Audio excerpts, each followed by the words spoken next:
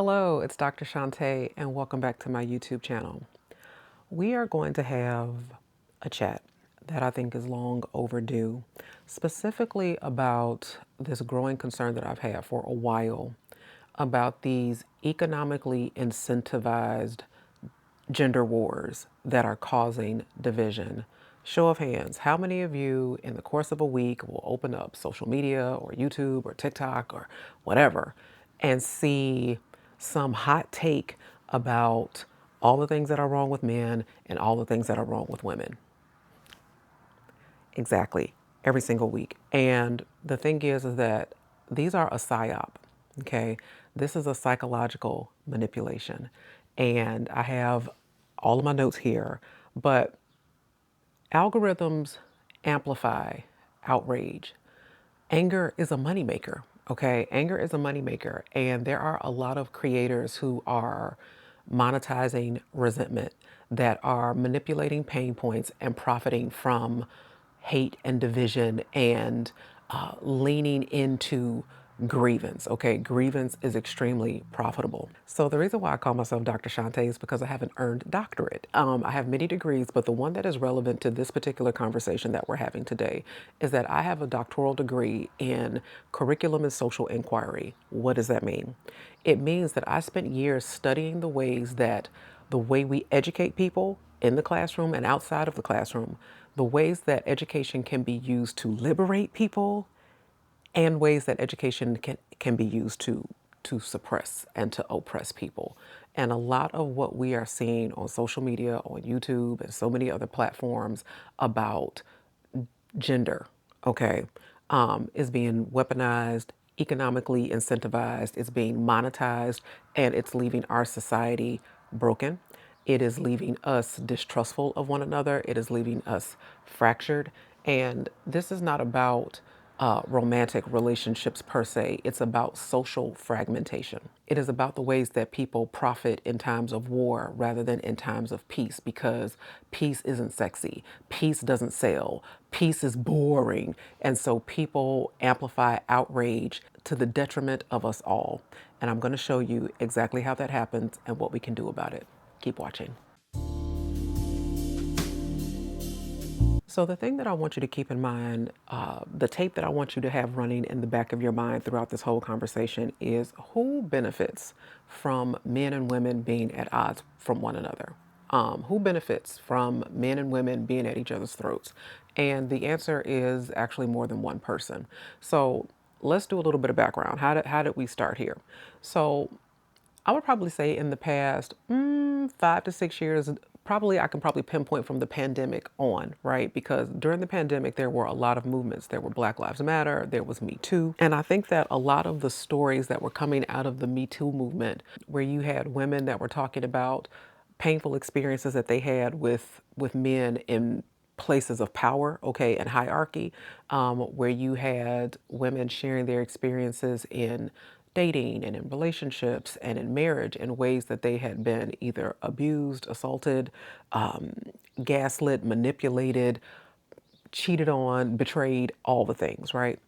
And when women started sharing these stories, then there was a lot of amplification and a lot of commiseration. Like, wow, I thought this was just me. This happened to me too. And that sort of kind of like healthy processing and note sharing. So people started comparing notes and was like, wow, this is actually a social phenomena. This is not an isolated incident. I'm not crazy. Like, this is actually happening, and it's happening in widespread places. That sort of communal processing is actually healthy. But what it turned into, here we go, was going from this happened to me to this is what men are. And there's a big difference. That's a huge shift. It's one thing to say, this is what happened to me, this is my experience. These were the feelings, the thoughts, the results of what happened to me. It is very different to say, and as a result, this is who men are, this is what men do, okay? That's a big shift. And what the algorithm started to do was amplify the most extreme takes, okay? And so then somebody's experience then turned into an opportunity for rage bait, turned into an opportunity for collective anger and grievance. And it started to change people's mood and affect and mindset, okay, about men in general. And slowly but surely, emotional pain was turning into these widespread, sweeping generalizations. On the flip side of that, there was this whole red pill rhetoric happening. So, the red pill rhetoric is this idea that men are waking up to the truth, okay, that they have been snowballed, that feminist movements have destabilized the hierarchy, that women getting jobs and women having financial independence and women being educated and women having the right to vote destabilized the natural order of things, and it has displaced men and it has moved them out of their rightful place. And this whole movement is about reestablishing dominance, okay, and getting back to the top of the mountain, right? And then it kind of outlined this playbook for, and here's how you do that. Here's how you emotionally manipulate them. Here's how you breadcrumb them. Here's how you gaslight them. Here's how you degrade them. Here's how you shame them. Here's how you put them back into line, right?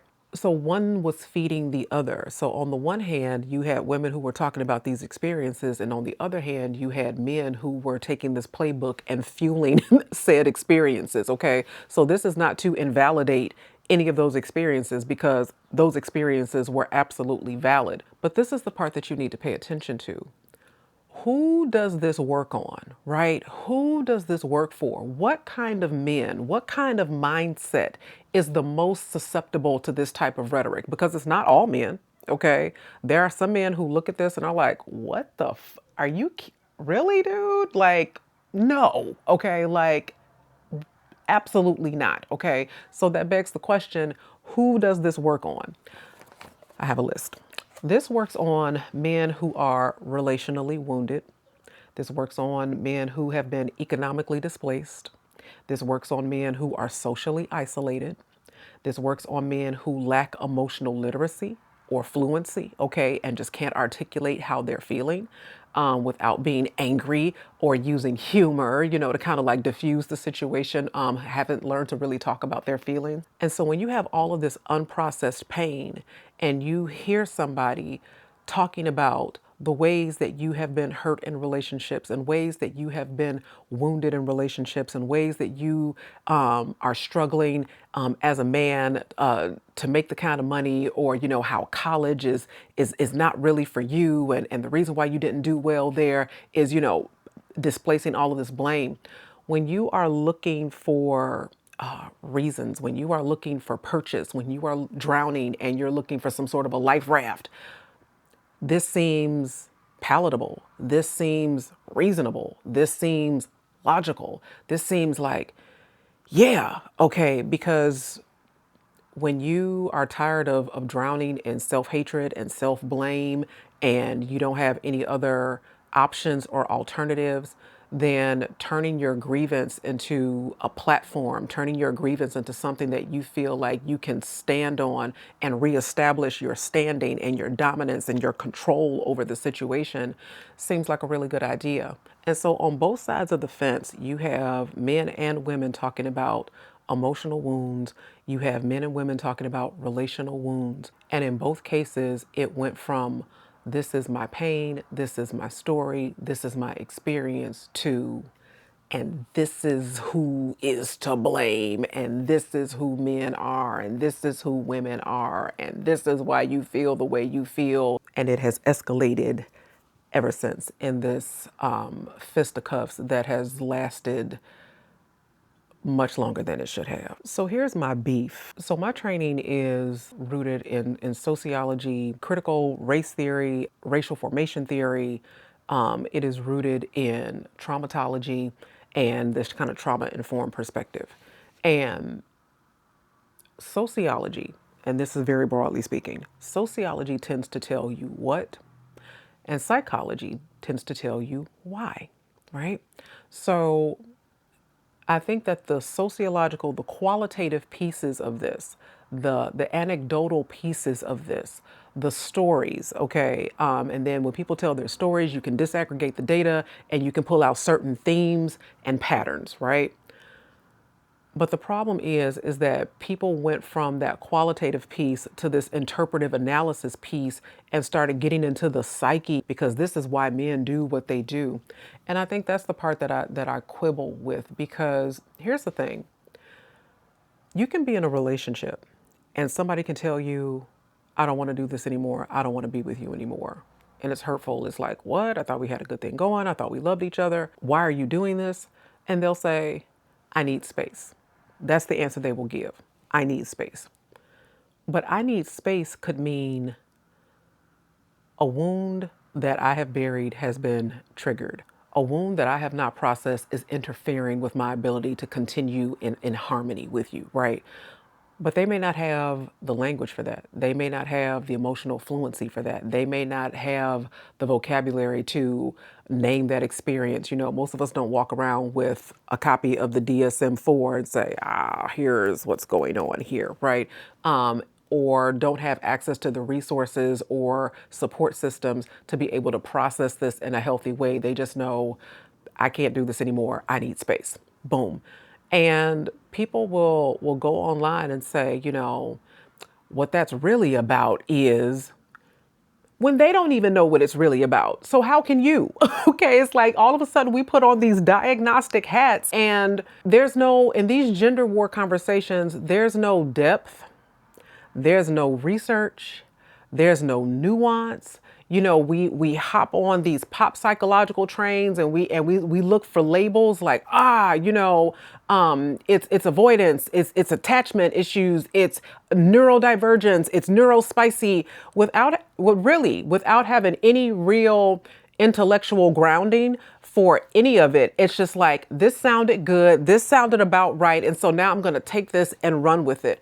And my thing is that if we're going to have these conversations, let there be some grounding, okay? Let there be some data. Let there be some research. Let there be some work that transcends hot takes and what I heard on a podcast and what have you. Like, if you're going to come on camera and kind of position yourself in any sort of like authoritative lens, be willing to have enough respect for the work and the depth of work in those sociological and psychosocial disciplines to be able to come with something that offers nuance and pushes the conversation forward, which is very different than saying, this is the lens through which I'm processing my experience because this is the one that makes the most sense to me.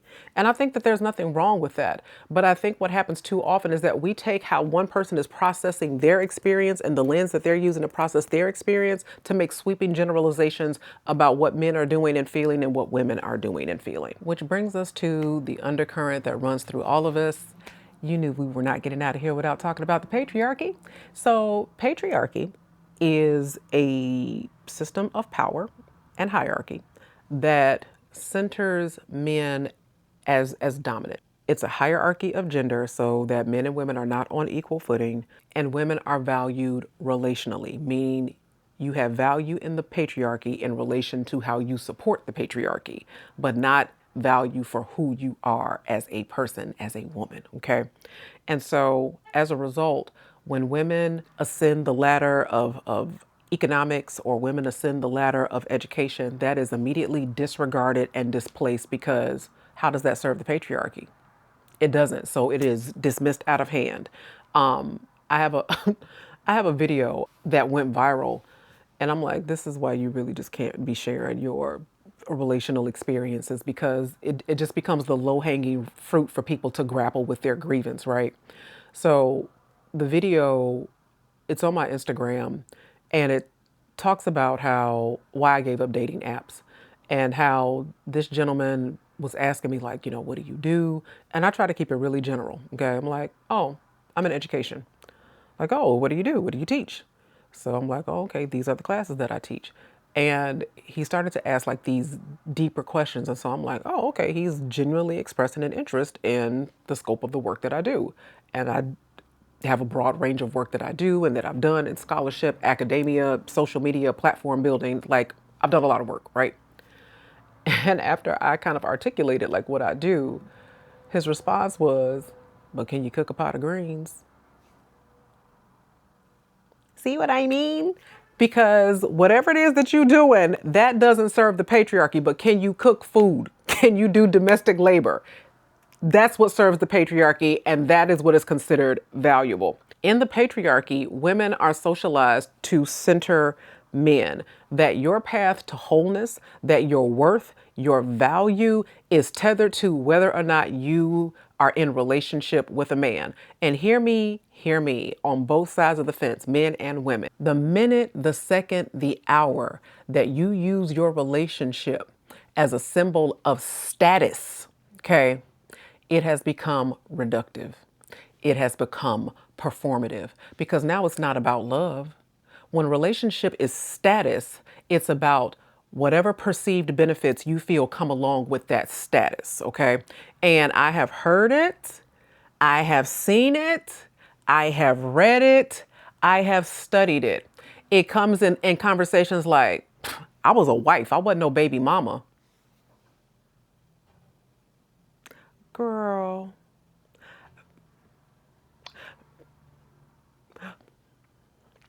now, I can tell you from the data, I can tell you from my experience as a trauma informed coach that I have coached many a wife who wished that she had just stayed at baby mama status or just stayed and wished that she had just co parented because you learn that the competencies that are necessary to co parent a child are not necessarily the same competencies that are necessary to sustain a healthy and happy marriage. But again, once relationship becomes symbol of status rather than symbol of love, we have lost the plot. And so the patriarchy teaches you how to do this, okay? Like, this is how you gain standing.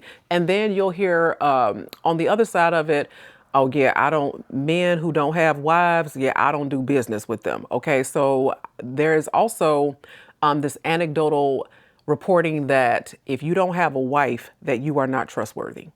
And so you will lose out on business deals. You won't get invited into certain rooms. You are barred from certain conversations because of your status. Okay, so the patriarchy fuels all of this. And contrary to popular belief, the patriarchy does not just hurt women. Okay, the patriarchy hurts men too.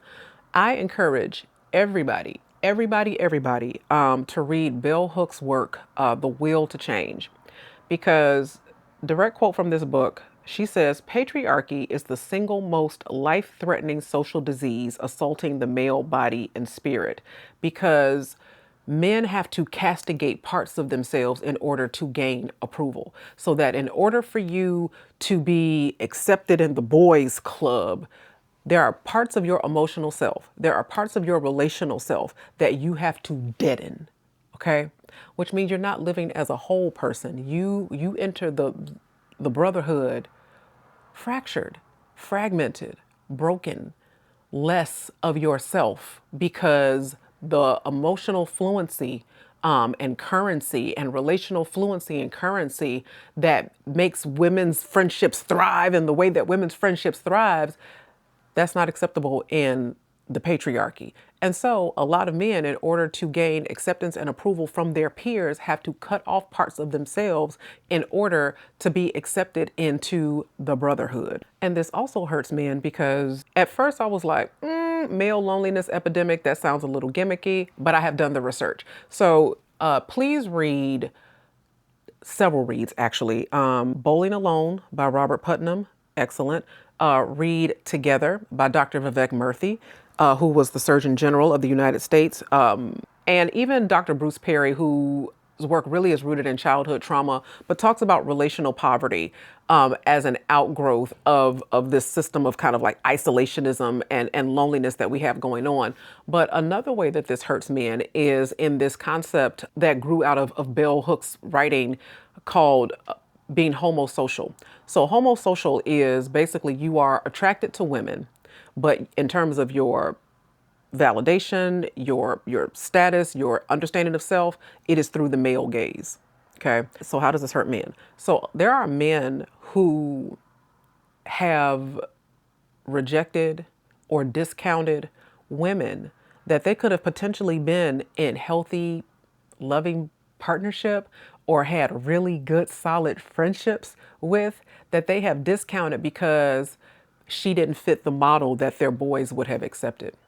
And what I have found is that the men who are happiest in relationships chose partners that would make them happy rather than partners that would make society happy or make their boys happy. Patriarchy hurts men when you buy into this homosocial dynamic that I can't live for myself. I have to live for the approval of who my guys think is acceptable. Or again, my relationship, instead of it being this symbol of love and connection, is now a symbol of status. And I want a certain status and a certain level of esteem in my male social circles. And so there are certain women that I will just out of hand discount no matter how nice she is or how loving she is or what kind of compatibility we have. It doesn't matter if she doesn't fit certain criteria and doesn't fit certain aesthetics. And so the patriarchy slices always. Okay, so that pendulum swings both ways, and it has left many, many bodies on the battlefield as people subscribe to and uphold this arcane institution. So where does this leave us? The reason why men are disproportionately affected by this divide between men and women, more so than women are, is because women are socialized into care and nurturance, and women do not have to deaden the emotional and relational parts of themselves in order to uphold the patriarchy. In fact, the patriarchy benefits from women's emotional fluency and labor. And I want to give you a couple of quotes out of the research that you can use for further exploration if you are so inclined. So I want to start with Carol Gilligan's work with the ethics of care. She says that caring requires paying attention, seeing, listening, responding with respect. Its logic is contextual, psychological. Care is a relational ethic. She goes on to say, sensitivity to the needs of others and the assumption of responsibility for taking care lead women to attend to voices other than their own and to include in their judgment other points of view. And so that caring dynamic favors women heavily because women never had to abandon those parts of themselves in order to build communities, in order to build friendships. Women use these very dynamics to care for families, to participate in schools and churches and politics. So the bedrocks and pillars of our institutions run on the care and emotional fluency largely of women. Then I also want to reference Arlie Hochschild's work on emotional labor. So here's how Arlie defines emotional labor. Emotional labor is regulating or managing emotional expressions with others as part of one's professional work role. And so people who are able to kind of diffuse tension, people who are able to kind of keep things from escalating, from getting out of hand, more times than not, the woman in the family does that work. She reads the room, she takes the temperature in the room, and she kind of diffuses it in ways that keep everybody at even keel. And then there's Robert Putnam's work. So Robert Putnam has a book, Bowling Alone, and he talks about this notion of social capital.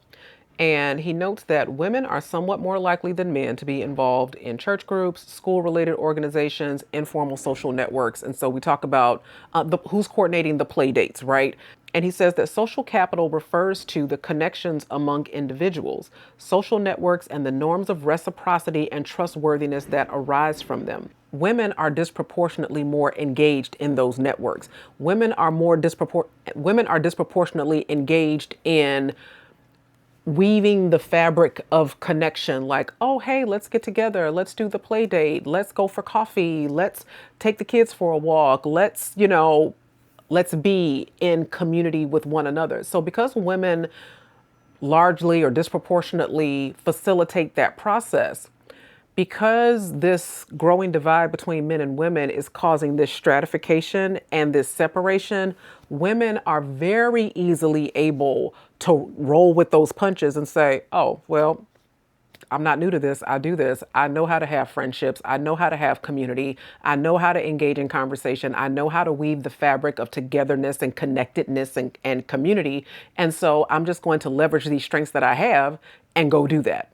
And I can do that and be perfectly satiated, satisfied, and happy without centering maleness or using relationship as a symbol of status. Meanwhile, men who have been taught to deaden, okay, and kill off these parts of themselves struggle because they disproportionately do not engage in that work. They disproportionately do not engage in weaving that connective tissue and doing that emotional labor. And so because a lot of them have either opted out of that or just don't have the skills to do that, they become the ones that are most susceptible to the social isolation, the relational wounding that the red pill rhetoric seems to find, that they become ripe for the pickings for that sort of content. So here's the bottom line. Eye for an eye leaves the whole world blind. Men have been hurt by this dynamic. Women have been hurt by this dynamic. This back and forth, this food fighting, this dog piling. It is emotionally exhausting. It's emotionally taxing. It's old. There's no nuance. There's no depth. It's just the regurgitation of grievance and hot takes and unhealed wounds, things that are better processed probably on a therapist's couch than they are in public discourses. And the bigger question is this, right? What is this doing to you? Okay, because there is an absolute corrosive element to this. Consuming this content in mass, okay, like being a part of that ecosystem, it's having an impact. It's having an effect. It becomes corrosive. And when your self-esteem or your self-worth or your sense of self is contingent on punching down on somebody else, what does that say about you? What does it say about you when you need that? That in order for you to feel big, you have to make somebody else feel small. Or that in order for you to feel right or justified or placated or whatever, that it has to come at the cost of castigating somebody else or just wholesale discounting somebody else. And so I cannot leave you without my 2 cents about how we kind of like turn the tide on this. So in the words of Kendrick Lamar, turn the TV off. Like, again, if people are going to have research, depth, nuance, have done the work, I'm all for it. Let's have those conversations, right? Like let's broaden the field. Let's strengthen the disciplines, right? Shout out to the humanities, shout out to the lib arts. But if we're not going to do that, and it's just more of the same old, if it doesn't monetize, okay, like if it doesn't pay, we have the power. The power is always in our hands. Do you realize that we power the apps? Okay, so if we don't participate, they don't get paid. Same thing with the dating apps. If we don't participate, they don't get paid. And so please know that you can opt out of the ecosystem that just continues to fuel this divisive, corrosive type of rhetoric. But more than that, I think for men, I think the content that is helpful is content where men are holding other men accountable for some of these toxic and corrosive dynamics. And when I have seen this, okay, there are men who will be like, you're a simp. So as soon as you start to call out the BS, you're a simp, you're a sucker, you know she's not going to sleep with you. You know, it's like this wholesale rejection because accountability is the kryptonite to privilege. Accountability is the kryptonite. It weakens the patriarchy. And so, men, if you guys are going to come forward with this type of content, I think that those are conversations that you all should be having amongst yourselves, okay? And what's crazy is the men that I see doing this, the people that I see commenting on it are largely women, okay? Are largely women. And so he who has an ear to hear, let him hear, okay? Because the comments always tell the story. Like as someone with a sociological background and training and trauma and all of it, it's so easy when the hit dogs holler. Like it's always easy to see in the comments who has done the work and who has not done the work. And so fellas, If you want to advance the cause, to kind of elevate the discourse, elevate the discourse. But I think that those are conversations where it's introspective, where we're looking inward and we're looking at ourselves and we're just kind of asking the questions like, are we showing up in the ways that we want to show up? Are these the kind of men that we want to be? For women, I think that it's important to distinguish between commiseration. Okay, so like, yes, me too, empathizing, and dogpiling. I think that there's a difference between this is what I experience and being careful not to turn that into, and this is what men are. Okay, I think that it is important to make that distinction. And healing requires processing, but it also requires some distance from the wound, right? Like it's hard for a wound to heal if you keep touching it, if you keep picking at it, if you keep, you keep doing that. It's hard for the stitches to heal. It's hard for a scab to form. It's hard to do that when you keep rehashing and rehearsing. And so I think that at some point you have to ask yourself, am I rehearsing my suffering? Am I rehearsing my suffering? Am I locked in a place where I just want to be right about being wronged? And that is a precarious place to be because it doesn't move you forward. And so I think that that is worth consideration. And then on both sides, I think that we need to learn to model platonic friendship. Okay, because men have been socialized to believe that women's only value is in domestic labor or as sexual partners. Okay, like again, which reinforces the patriarchy. And that if you have been friend zoned, then you're a guy who couldn't close the deal. Okay, what? I think that both men and women can benefit from having platonic, non romantic, meaningful connections as friends. Okay, like, hey, you can be in the book club. Hey, let's go to a vinyl lounge and and listen to some music, and it not lead to anywhere. Because I think that it is important to have new experiences with one another that do not reinforce this rhetoric. And part of what reinforces the rhetoric is because so many of us only engage with members of the opposite sex unless it's for romantic purposes.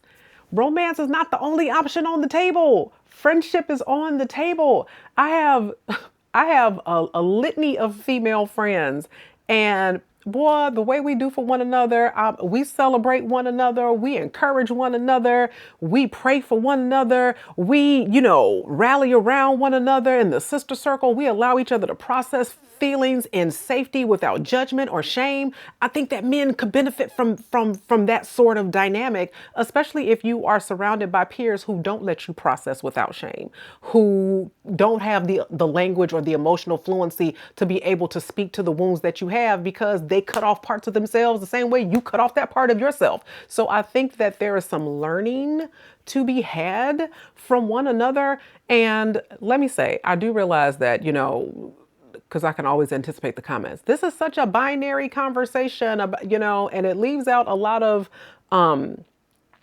orientations that are not strictly male or strictly female. You're right, it does. And that's not an intentional slight. What this is looking at specifically is a social phenomena that is weaponizing these gender differences to our detriment, to our social fragmentation. So I'm not speaking to this to leave anybody out. I am speaking to this to talk about a specific phenomena that is occurring that is causing social fractures between these traditional understandings of gender and these cishet identities. So not to discount other identities, but I'm speaking specifically about the damage that is being done using these traditional understandings of men and women.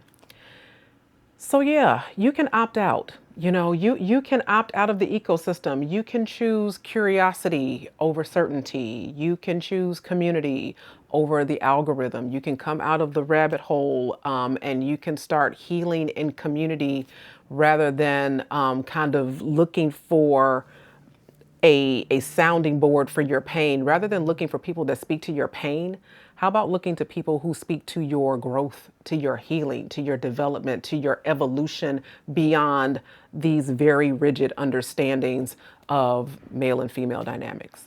Okay, I'm done. So there's that.